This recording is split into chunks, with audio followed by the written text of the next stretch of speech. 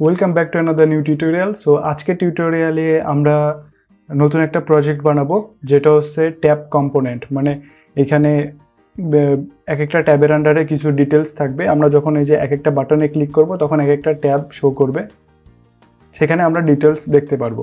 তো চলুন কথা না বাড়িয়ে শুরু করি আজকের ভিডিও। তো ফার্স্টে আমি আমার HTML ডকুমেন্টে আপনারা দেখতে পাচ্ছেন একটা সিম্পল স্ট্রাকচার তৈরি করেছি। একটা কন্টেনার নিয়েছি, কন্টেনারের মধ্যে আমরা ট্যাব কম্পোনেন্ট মানে টাইটেল দিয়েছি, তারপরে একটা কন্টেন্ট নিয়েছি কন্টেনারের মধ্যে। কন্টেন্টের মধ্যে আবার আমরা দুইটা ডিভ নিয়েছি, দুইটা ডিভের মধ্যে একটা বাটন ইন্ডিকেট করেছি, যেখানে আমাদের তিনটা বাটন আছে যে এইগুলো। অ্যান্ড তারপরে আমরা হচ্ছে বাটনের ক্লাস নেম দিয়েছি, তিনটার জন্য একটা similar class name same. And common class name হচ্ছে বাটন, আর একটা হচ্ছে অ্যাক্টিভেট ক্লাস নেম, সেটা হচ্ছে অ্যাক্টিভ, মানে এই অ্যাক্টিভ যার কাছে থাকবে তার কাছে এমন ডিজাইন থাকবে। অ্যান্ড প্রত্যেকটা বাটনের একটা বাটন ভ্যালু নামে একটা আমরা অ্যাট্রিবিউট অ্যাড করেছি, তার মধ্যে আমরা বাটনের ভ্যালুগুলো অ্যাড করে দিয়েছি। এখন আমরা সেম কাজটা করব। এখানে ইনফো নামে আরেকটা ডিভ নিয়েছি, এই ডিভের মধ্যে আমরা এই ইনফো ট্যাব নাম দিয়েছি। সো ইনফো ট্যাবের মধ্যে আবার একটা স্পেসিফিক নাম দিয়েছি যে ইনফো ট্যাব অ্যাক্টিভ। তার মানে তিনটা ট্যাব এখানে আছে, তার মধ্যে যার কাছে এই নামটা থাকবে সে এখানে শো করবে। সো এই হচ্ছে স্ট্রাকচার। যদি আমরা এটা ওপেন করি, এই যে এই হচ্ছে আমাদের একটা ছবি আর একটা পি ট্যাগ আছে, প্যারাগ্রাফ। এখন আমরা করব কি, সেম বাটন ভ্যালু এর মতো করে আমরা এখানে কিছু অ্যাট্রিবিউট অ্যাড করব। আমরা দিই ডিভ ভ্যালু দিই। আমরা ডিভ ভ্যালু নামে অ্যাট্রিবিউট অ্যাড করার পরে আমরা প্রথমটা হচ্ছে প্রথমটা কারের জন্য, তারপরেরটা হচ্ছে ট্রাভেলিংয়ের জন্য। সো আমরা এখানে ট্রাভেল লিখে দিই, এই সেম কপি পেস্ট করবো। আর এটা হচ্ছে রিসর্টের জন্য, ওকে সেম। অ্যান্ড এ পর্যন্ত আমাদের ডিভটা শেষ। এবার যদি আমরা CSS-এ আসি, তাহলে simple structure, margin, padding 0, container, এগুলো ফ্লেক্স করে মাঝখানে আনা হয়েছে। H1-এর কিছু ডিজাইন, বাটনসের কিছু ডিজাইন, তো সবগুলো ডিজাইন করা হয়েছে। অ্যান্ড এখানে আমরা ইনফো ট্যাবের জন্য ডিসপ্লে নান করে দিয়েছি, আই মিন সবগুলো নান থাকবে। তারপর যার কাছে এই অ্যাক্টিভ ট্যাগটা থাকবে তার কাছে শুধু ডিসপ্লে ফ্লেক্সটা থাকবে, মানে শুধু সে ভিজিবল হবে। অ্যান্ড এখানে ইমেজের হাইট উইথ দিয়েছি, অ্যান্ড পি ট্যাগের জন্য কিছু ডিজাইন করেছি, দ্যাটস ইট। এবার আমরা যদি জাভাস্ক্রিপ্টে আসি, মানে এটার ফাংশনালিটি অ্যাড করার জন্য, তাহলে আমরা প্রথমে ভ্যারিয়েবলের মধ্যে এই কমন ক্লাস নেমগুলো নিয়ে নেব, বাটনস অ্যান্ড ইনফো ট্যাব। তো ওকে করে নিই। সো ওকে, আমরা নিয়ে নিয়েছি দুইটা ভ্যারিয়েবলের মধ্যে আমরা ইনফোগুলো স্টোর করেছি, একটা বাটনস নামে একটা ডিভ নামে। সো আমরা যখন বাটনসে ক্লিক করব, প্রত্যেকটা বাটনের জন্য, যেহেতু বাটনস নামে অনেকগুলো আছে, সো আমরা ইচ বাটনের জন্য আমরা হচ্ছে ডিজাইন অ্যাড করব। তো সেক্ষেত্রে আমরা প্রত্যেকটা বাটনের জন্য ফর ইচ মেথডটা ইউজ করব। প্যারামিটার দিলাম বাটন, অ্যান্ড একটা অ্যারো ফাংশন। অ্যান্ড বাটন কি হবে, বাটনে অ্যাড ইভেন্ট লিসেনার দেবো। কি লিসেন করবে, যখন ক্লিক করবে তখন একটা ফাংশন রান হবে, এটা আমরা অ্যারো ফাংশনে দিই। এখন আমরা যদি একটু কনসোল করি, console.log, তাহলে বুঝতে সুবিধা হবে। আমরা এখানে একটা ভ্যারিয়েবলের মধ্যে টার্গেট বাটন নামে একটা ভ্যারিয়েবলের মধ্যে আমরা e.target অ্যাড করে দিলাম। অ্যান্ড কনসোল লগ করব হচ্ছে টার্গেট বাটনকে। এখন আমরা যদি কনসোলটাকে একবার ওপেন করি, অ্যান্ড এখানে যদি আমরা বাটনে ক্লিক করি, দেখবেন বাটনের ক্লাস নেম, ভ্যালু সব আসছে, কিন্তু আমাদের তো লাগবে ভ্যালু, মানে বাটন ভ্যালুটা লাগবে। তো সেক্ষেত্রে আমরা টার্গেট ডট গেট অ্যাট্রিবিউট করব, গেট অ্যাট্রিবিউট বাটন ভ্যালু, ওকে ডান।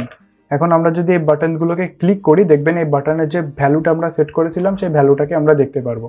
তো আমাদের বাটনের কাজ শেষ। এখন আমাদের যেটা করতে, আচ্ছা প্রথমে আমরা হচ্ছে স্টোর ভ্যালু দিলাম, কমেন্ট করে দিই। তারপরে আমরা করব হচ্ছে, আমরা আমরা যখন একটা বাটনে ক্লিক করব তখন সবগুলো বাটনের যে অ্যাক্টিভ ক্লাস, মানে এই যে অ্যাক্টিভ ক্লাস, এটা আউট হয়ে যাবে। তো সেক্ষেত্রে আমরা হচ্ছে এখানে রিমুভ অ্যাক্টিভ ক্লাস বলে লিখলাম। এখন আমরা হচ্ছে বাটনস ডট ফর ইচ আবার দিলাম button, and button dot class list dot remove. এই যে এখানে আমরা কি করলাম, আমরা যখন যে কোনো একটা বাটনে ক্লিক করব তখন প্রত্যেকটা বাটনের জন্য ক্লাস লিস্টে অ্যাক্টিভ ক্লাসটা রিমুভ হয়ে যাবে, এই যে এইভাবে। আচ্ছা, আমাদের এখানে স্মুথনেস করা নাই, সেক্ষেত্রে আমরা হচ্ছে বাটনের একটু ট্রানজিশন অ্যাড করতে পারি 0.3 সেকেন্ডের। এবার যদি আমরা রিলোড করি দেখবেন এখানে এই যে এরকম হবে। ওকে, এবার আমাদের কি হবে, যখন আমরা যে বাটনে টার্গেট করছি সেই বাটনে কিন্তু ক্লাস নেমটা অ্যাড হবে, মানে এই টার্গেট বাটনে। তো সেক্ষেত্রে আমরা হচ্ছে এবার অ্যাড অ্যাক্টিভ ক্লাস, এখন কি করব যে e dot target dot class list dot add করে দেব, অ্যাড করব হচ্ছে অ্যাক্টিভ। এবার আমরা যদি একটু সেভ করি, এই যে কিছুটা এইভাবে কাজ করবে। ওকে, আমাদের বাটনের ফাংশনালিটি শেষ। এবার আমরা হচ্ছে ডিভ নিয়ে কাজ করব। সো এখন ডিভের জন্য আমাদের যেটা করতে হবে যে ডিভ অ্যাক্টিভ ক্লাস, প্রথমে আমরা হচ্ছে রিমুভ করব সেম এটার মতো করে। যখন আমরা একটা বাটনে ক্লিক করব তখন ডিভের মধ্যে যে অ্যাক্টিভ ক্লাসটা আছে ইনফো ট্যাব অ্যাক্টিভ, এটুকু আউট হয়ে যাবে। তারপরে যখন এটার সঙ্গে মিলবে তখন সেটা শো করবে। তো আমরা প্রথমে আউট করে দিই, তাহলে বুঝতে পারবেন। ডিভস ডট ফর ইচ মেথডটা ইউজ করব অ্যান্ড ডিভ দিলাম। এখন div dot class list dot আবার রিমুভ, একই সিস্টেম, অ্যান্ড এটাকে আমরা রিমুভ করে দিলাম। এবার আমরা যখন কোনো বাটনে ক্লিক করব দেখবেন এটা কিন্তু হারিয়ে যাবে, মানে ডিভটা হারিয়ে যাবে। এখন আমি যে বাটনে ক্লিক করছি সেই বাটনের কোরেসপন্ডিংয়ে যে ডিভটা আছে সেটা শো করবে।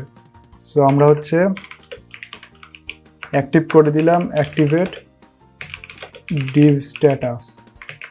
এখন ডিভ স্ট্যাটাসটা আমরা কিভাবে অ্যাক্টিভ করব, আমরা প্রথমে ডিভস ডট ফর ইচ, এখানে আমরা একটা ফাংশন রান করব ডিভ। এখন আমরা যে এইভাবে ফাংশনটা রান করব কিভাবে, ইফ আমরা একটা কন্ডিশন রান করব। কন্ডিশনটা হচ্ছে যে div dot get attribute. Get অ্যাট্রিবিউটটা কি হবে, গেট অ্যাট্রিবিউট হচ্ছে আমরা দিয়েছিলাম ডিভ ভ্যালু দিয়েছিলাম, এই যে এখানে ডিভ ভ্যালু। সো আমরা এখানে দিলাম ডিভ, মানে প্রত্যেকটা ডিভের গেট অ্যাট্রিবিউট, অ্যাট্রিবিউটটা যদি কিসের সমান হয়, যদি এই যে টার্গেট বাটনের সমান হয় তাহলে div dot class list dot add হবে, অ্যাড হবে হচ্ছে এই যে ইনফো ট্যাব অ্যাক্টিভটা অ্যাড হবে। আর যদি ফলস, মানে এটা এমন হলো যে কন্ডিশনের মধ্যে ডিভের এই যে গেট অ্যাট্রিবিউট মানে ডিভের ডিভ ভ্যালুর মান যদি টার্গেট বাটনের সমান হয় সেক্ষেত্রে ডিভের সাথে এই যে এই ইনফো ট্যাবটা অ্যাক্টিভ করবে, তার মানে আমরা এই বক্সটা দেখতে পারবো। অন্যথায় এলস কন্ডিশন দেওয়া লাগবে না, এলস কন্ডিশন অটোমেটিক জেনারেট হয়ে গেছে আমাদের লজিকের ক্ষেত্রে, যে এটা হইলেই শুধু ডিভ ক্লাসে এটা অ্যাক্টিভ হবে, না এলে হবে না, দ্যাটস ইট। আর এই হচ্ছে, আর কনসোল করার প্রয়োজন নেই, আমাদের কোড হয়ে গেছে। অ্যান্ড এখন আমরা যদি এখানে একটু রান করে দেখি, আচ্ছা এই যে এখানে হয়ে গেছে, এই যে ওকে, এই যে এভাবে এটা কাজ করবে। আপনারা চাইলে আরেকটু বেশি ট্রানজিশন দিয়ে সিএসএস প্রপার্টি দিয়ে আরও ইন্টারেস্টিং করতে পারেন প্রজেক্টটা। আমরা শুধু বেসিক কম্পোনেন্ট দেখলাম। সো এরকম আর কি, যখন আপনি ট্রাভেলে ক্লিক করবেন তখন এটা দেখাবে, রিসর্টে ক্লিক করলে এটা দেখাবে, কারে ক্লিক করলে এটা দেখাবে, অ্যান্ড দ্যাটস ইট।